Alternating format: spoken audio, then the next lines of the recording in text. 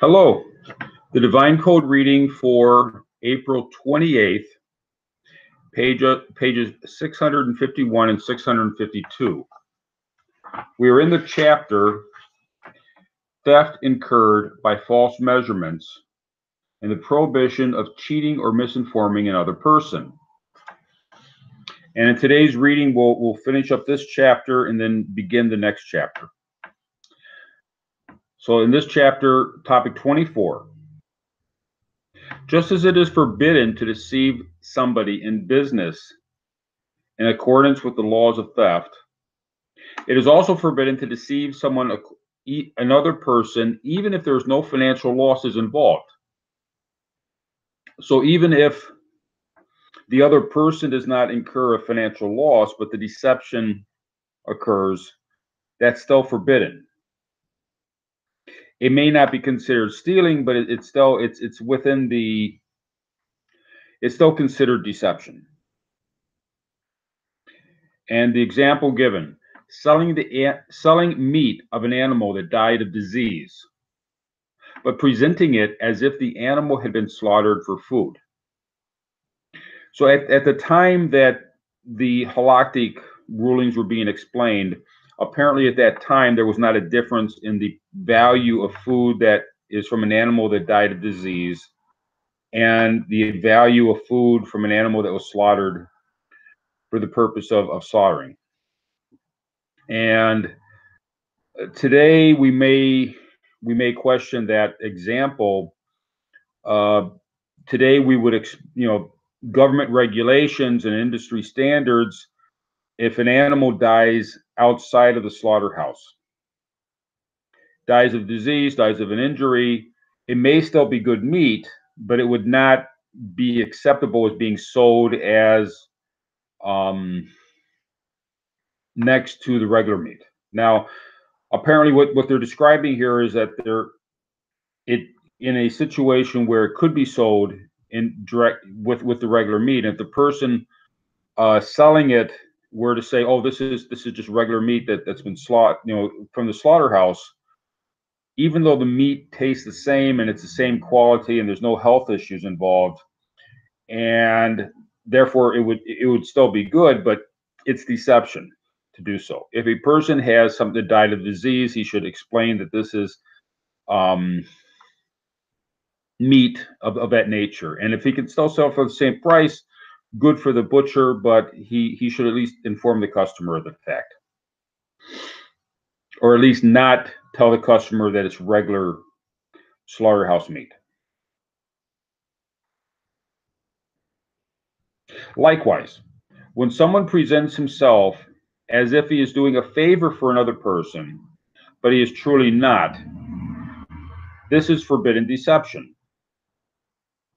See Shokanor Karav, Laws of Cheating, topic 12, responsa of Incurred Teshuva Koshan Mishpat, chapter 18, says the prohibition also applies to Gentiles.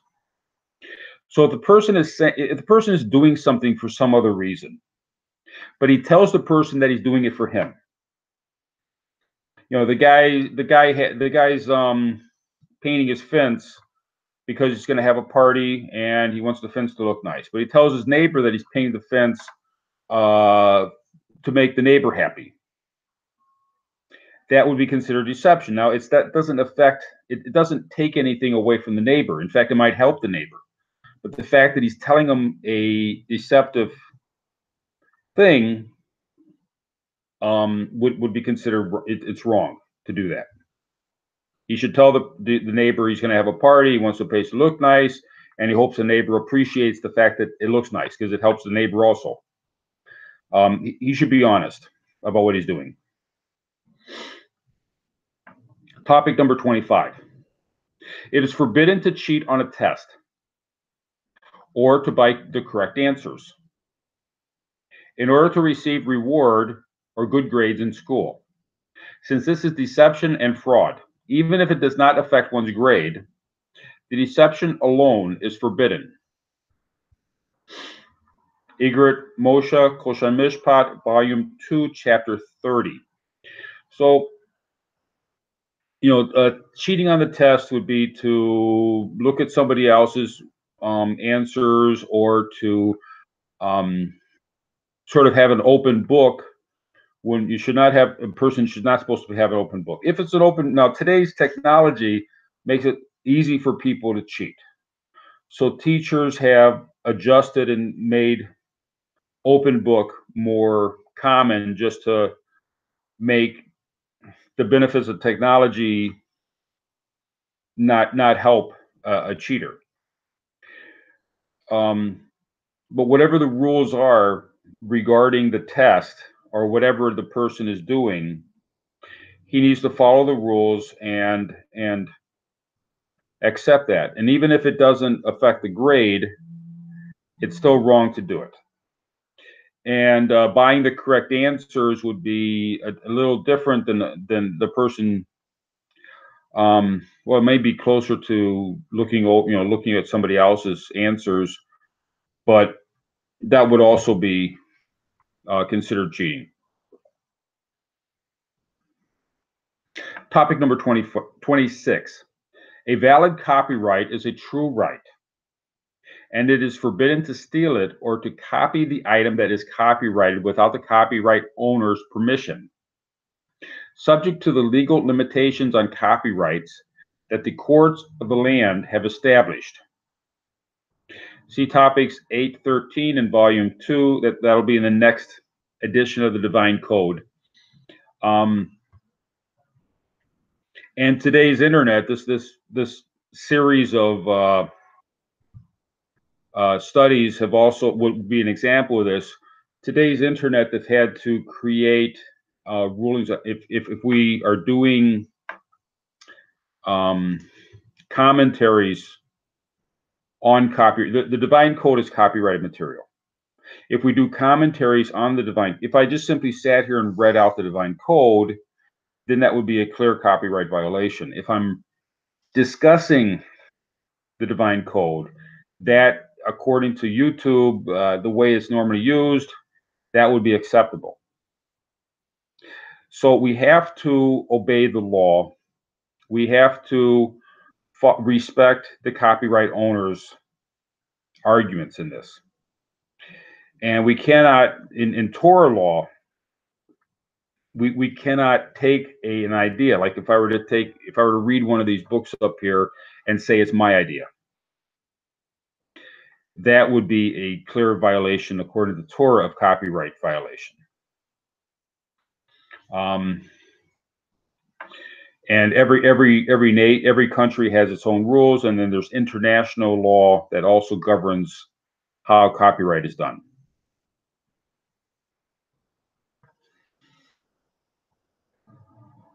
And this will be discussed in a whole chapter in the next volume, in the next edition of the Divine Code, that is due out in a couple months. So at that point, I'll be able to see whether or not it makes sense to continue with the study.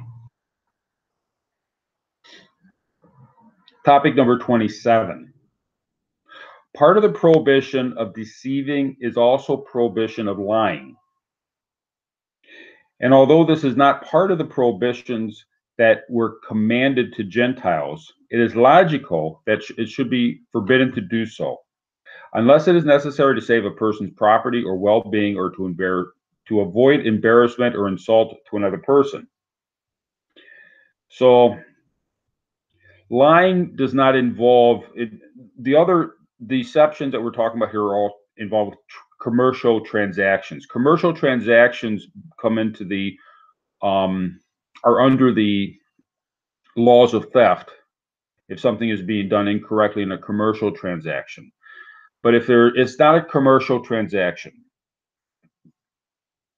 and this would be similar to where they're talking about if someone acts like they're doing they're another person a favor, but they're really not. Lying, creating falsehood, is a logical, we should not do it.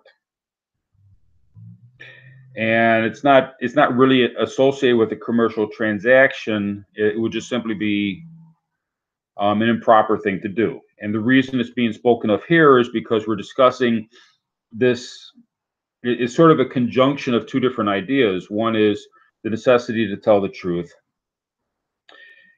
and the other one is that might actually be under the prohibition of blasphemy to some extent, or the necessity to establish courts of law is the necessity to tell the truth.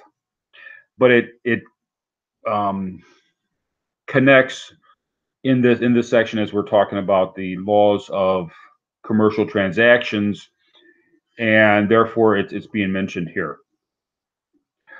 This can also be seen from what Jacob told Laban in Genesis 29, verse 25, and also see Likutei Sikhos, volume 2, pages 141 to 148. Where Jacob told Laban, "Why have you deceived me?" When Jacob asserted this complaint to Laban, Laban took pains to make an excuse to justify himself, thus showing that he agreed that his deception of Jacob, was considered a sin.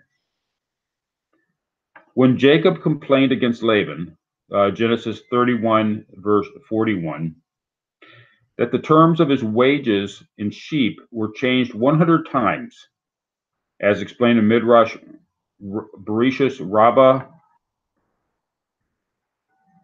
74:3.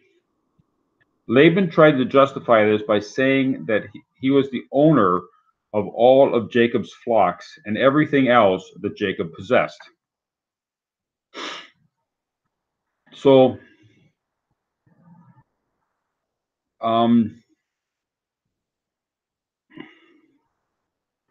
Laban felt that he was in a position where he could lie with impunity. And Jacob held him to account on this. And the reason why Jacob was able to hold him to account on this is because it's incorrect to lie. Otherwise, Jacob would have nothing to complain about. But even in the case, even if we assume that Laban owned Jacob's flocks and everything that Jacob possessed was owned by Laban, so there's no loss to Jacob. Now we know that there is a loss to Jacob, but just imagine that we accept Laban's argument regarding that it belonged to him, and therefore there's no loss to Jacob. Even if we accept that, it would still be wrong for Laban to lie to Jacob. And that's how what's being explained here is that it's improper to lie no matter what, even if there's no financial loss to the person being lied to, such as the person that is the neighbor who had his fence painted for his neighbor's party, and the neighbor says that he painted the fence to make his neighbor happy. He's being lied to. There's no financial loss to the person being lied to, but it's a wrong thing to do. And there are examples where it's appropriate to lie and even commendable. It's correct to lie in certain cases. And those cases were outlined here as to save a person's property. Let's say somebody were to say where the diamond's hidden, and the diamonds are underneath the bed, but he lies and says the diamonds are in the vault at the bank. So he saves his property by lying. He's allowed to do that. Or for his well-being, the person is threatening him, and he lies in order for the person not damage him, or to avoid embarrassment or insult to another person. So it's not him that he's trying to protect, it's somebody else. And the example given in rabbinic writings is if a person is at a wedding and the bride, she ain't the best looking woman in town, and the friends of the bridegroom tell the bridegroom what a beautiful woman she is. Now they're lying. They don't really believe what they're telling him, but they're telling him it's appropriate in that kind of a case to lie. You tell the mother how beautiful her baby is. The baby looks like a Cabbage Patch Kid, and yet it's appropriate to tell the mother what a beautiful baby. these are correct kind of lies. But otherwise, if it's not for one of these kind of reasons, to help to save a person, to save a person's property, to save a person, or to save somebody else, if it's not one of those kind of things, then it's inappropriate to lie. The default is not to lie unless there's a reasonable reason to do so.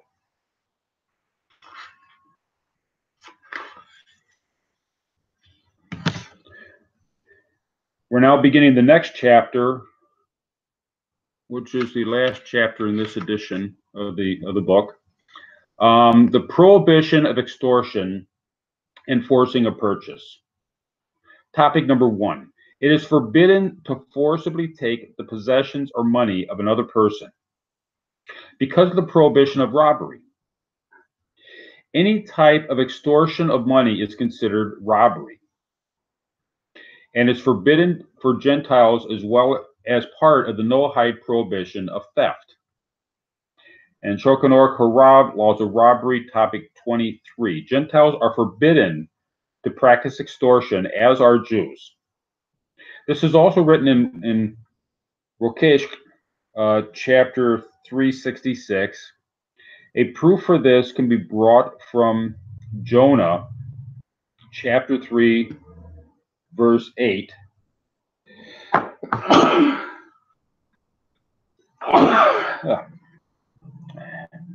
And from the extortion in their hands, and this will be as was explained in footnote number 8. So we are not allowed to extort, and extortion will be explained, but it's under the laws of robbery. To extort someone from someone else is considered theft. How is the transgression of extortion defined? This happens when someone forces another person to accept an object for exchange, even in exchange for money, and even if more than its value is given. See Yam Shel Shlomo Bava Kama, chapter 6, chapter 6, topic 26. Whether it is real estate, and see Shlite, Gemorim, Giborim, Sukkah, beginning of chapter 3, in the name of Rash. Or a movable object. See Rambam, Laws of Stealing, chapter 10, and Shulchan Aruch Kosher Mishpat, chapter 205. How much more so does this apply if one forcibly takes something, but he lays out the full money payment before the victim? This is considered extortion and robbery and is forbidden just the same as outright theft. So the person strong arms a transaction. The other person does not want the transaction. And as we'll learn in tomorrow's reading, even there is a difference between whether the person acquiesces to the transaction, even though he's being strong-armed, or the person protests and says, no, I don't accept the transaction.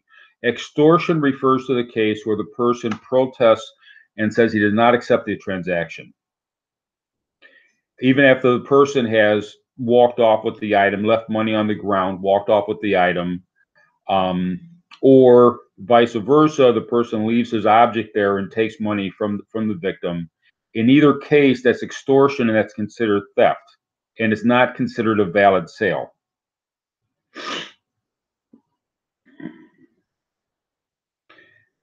It is also extortion if one compels another person to buy a certain item from him, and he takes the person's money by force as payment, even if he leaves the item whose value is not less than the amount of the money he has taken. Now, if the transaction is of equal value or to the benefit of the victim, the person who's being extorted, it's considered extortion. If it's less than the amount, if the person takes, if it's $100 item, the item's worth $100, and the person who's doing the extortion pays $100 or maybe $110, that's considered extortion. And if the person pays $90, then that's considered more of a stronger concept of theft. I'm not sure if it'd even be called extortion at that point, because the person is taken of greater value, and the additional value would probably be considered theft.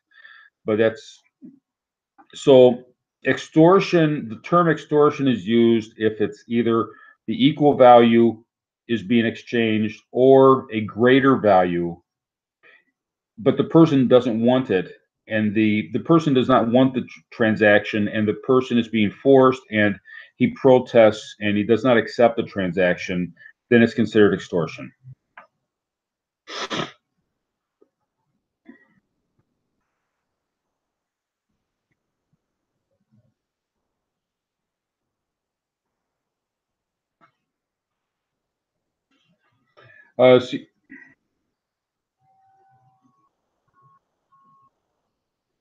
See, Rima Koshin Mishpat, chapter 205, that this is considered completely theft, and a Gentile who does this would be liable to capital sin.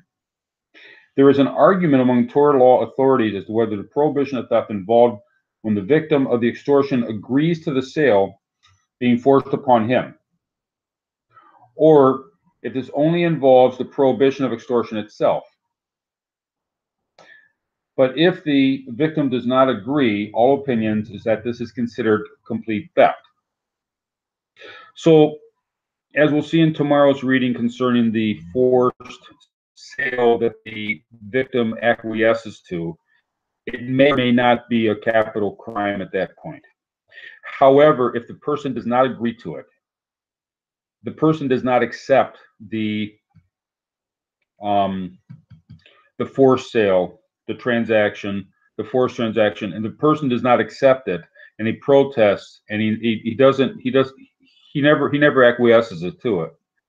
It's clear in that case that this would be considered theft, even if the person doing the extortion leaves an item of equal or greater value. That doesn't save the fact that it's a capital crime. And he transgresses just like someone who actually took money by robbery and left it in exchange, and left security in exchange for his debt. This is considered to be robbery and not a loan.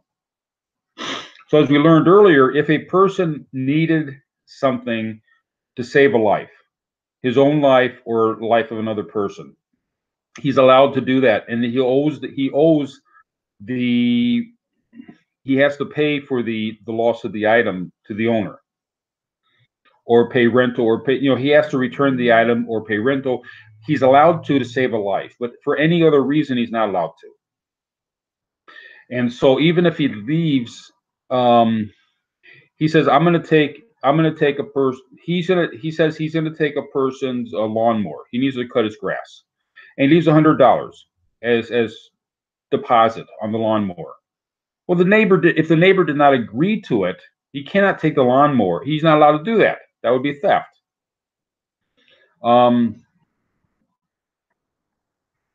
And therefore, it's not a loan unless the person that agrees to it. Therefore, that would also be considered extortion, and that would be a potential capital crime, depending on how good the neighbors get along and whether or not the neighbor allows it. But it would be considered a theft at that point. Any type of compulsion to buy or sell against the will of the other party is considered forcing, regardless of whether it was done by physical strength or by form of threat.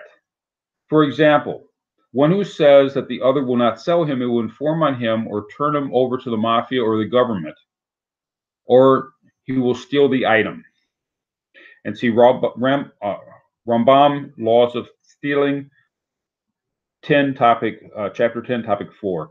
So whatever the person is doing to strong arm the victim, he could be threatening to tell the employer embarrassing, he has pictures from the office holiday party and he threatens to show it to people. You know, something, whatever it is, if he's strong arming the person, that's considered extortion, and that's considered that would be considered theft, and it would be a capital crime for him to do that.